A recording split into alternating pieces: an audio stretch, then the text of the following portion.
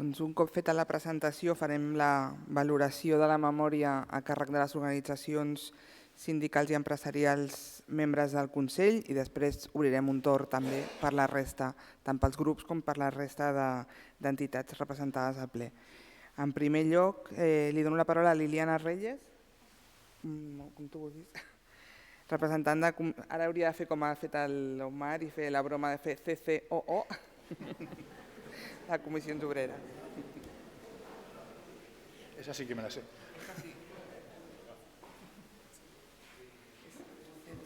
Bon dia a tothom, bon dia companys i companyes de Comissions Obreres que esteu aquí, bon dia a la 5a tinenta d'alcaldia, moltes gràcies, i al president del Consell Econòmic i Social, Eduardo Rojo. Primer de tot, i en el mateix modo del nostre president que ha plasmat a la introducció de la memòria 2025, vull agrair a l'alcalde Jaume Colboni i novament a la 5a tinenta d'alcaldia per el valor que han posat al diàleg social i a aquest òrgan, a aquest Consell conformat per les dues organitzacions sindicals i les dues organitzacions empresarials més representatives de la ciutat i que, per tant, es fan els esforços d'impulsar aquest diàleg social i de mantenir-ho. Al senyor Eduardo Rojo també, per tota la feina per aconseguir que arribem a consens, que no és tasca fàcil, i també a la Maria Noguer per tota la coordinació amb els agents socials. Des de Comissions Obreres de Catalunya posem en valor els treballs que es van realitzar aquest any, gràcies també al senyor Castellana, especialment al voltant de temes d'habitatge i de la situació de les dones. Considerem que hem pogut fer un bon anàlisi i que les nostres propostes sindicals estan sobre la taula i que estem treballant en això. Les mesures per garantir l'accés a l'habitatge de la classe treballadora a la ciutat de Barcelona han de ser valentes i diverses. Regular el preu del lloguer, sí, però també crear habitatge públic, mobilitzar vivenda buida, rehabilitar, promoure encara més el tanteig i retracte i mobilitzar sòl i construir habitatge de protecció oficial. Per altra banda, les dades diuen que hi ha creixement econòmic, sí, que ha augmentat la riquesa generada. És una bona notícia en general, però no per a tota la classe treballadora que encara que aporta a aquest creixement no està rebent part d'aquesta riquesa. Els preus de l'habitatge, de l'aigua, de l'electricitat i del gas pressionen especialment a les famílies. Per altra banda, les dades de l'atur són bones, són positives, però no són millors que els anys anteriors i són bones també en gran part per la reforma laboral. Encara que els salaris han millorat als barris de rendes més baixes, hi ha fortes desigualtats entre barris, i amb joves i amb les dones, i ens preocupa que, malgrat que hi ha feina, la pobresa no es redueix notablement i les carències materials severes s'aguditzen.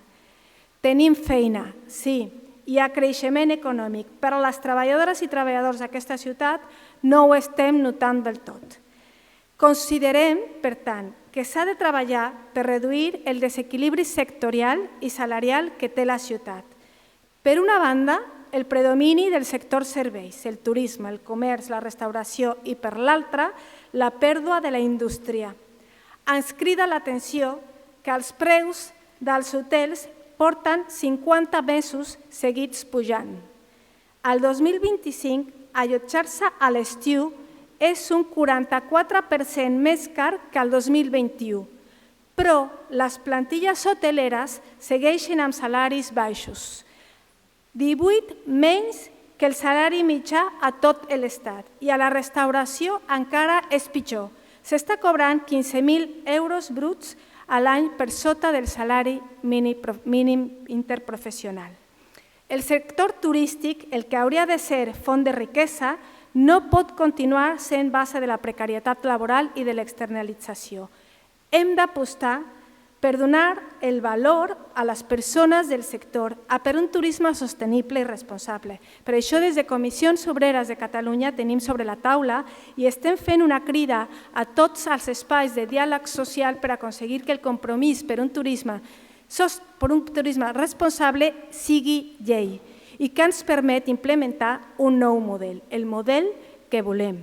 Apostar també per dependre menys del turisme i augmentar el pes de la indústria, desenvolupar a la ciutat les propostes del Pacte Nacional per la Indústria, fer planificació amb visió estratègica d'una ciutat global com és Barcelona, amb inversions transversals i estratègiques alineant-se amb el Pacte Verd Europeu. Concretament, nosaltres proposem algunes accions locals en aquest espai.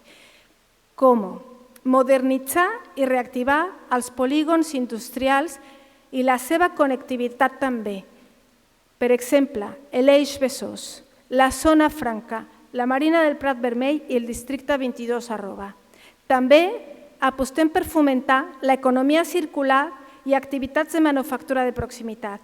Així, també crear ecosistemes d'innovació tecnològica amb universitats, centres de recerca i empreses.